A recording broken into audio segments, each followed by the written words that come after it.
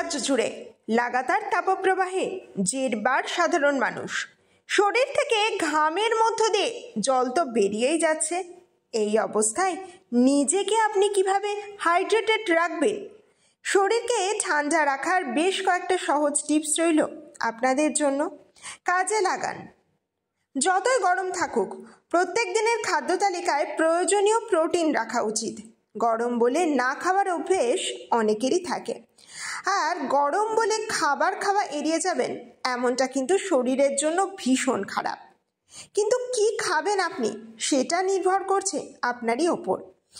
বেশ কিছু খাবার নিয়মিত খেলে সেটা শরীরকে ভালো রাখতে এবং সুস্থ রাখতে সাহায্য করে গরমের দিনে।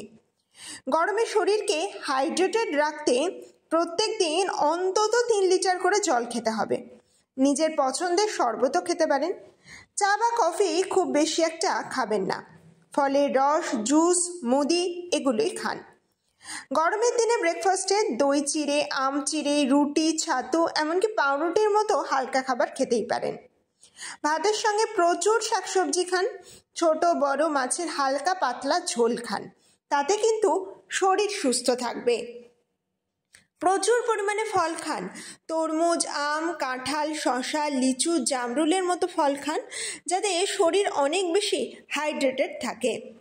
রাতে খাবার সময় অল্প পরিমাণে হালকা রান্না করা খাবার খান। রাস্তায় বানানো জুস কিন্তু একেবারেই খাওয়া যাবে না। বিশেষ করে রাস্তাঘাটে কাটা ফল, ফলের জুস যতটা সম্ভব কম খাওয়া যায় ততই ভালো। তাজা শাকসবজি, ফল বেশি পরিমাণে খাদ্য তালিকায় রাখা উচিত। আর প্রত্যেক দিনের খাদ্য তালিকায় যেটা সবার আগে রাখা দরকার সেটা হলো বাদাম। তবে একটা কথা মাথায় রাখবেন, এই প্রতিবেদনটি কেবলমাত্র সাধারণ তথ্যের ওপর ভিত্তি করেই লেখা হয়েছে, তাই বিস্তারিত জানতে অবশ্যই কিন্তু বিশেষজ্ঞের পরামর্শ নিন। আর ভালো থাকুন, সুস্থ থাকুন।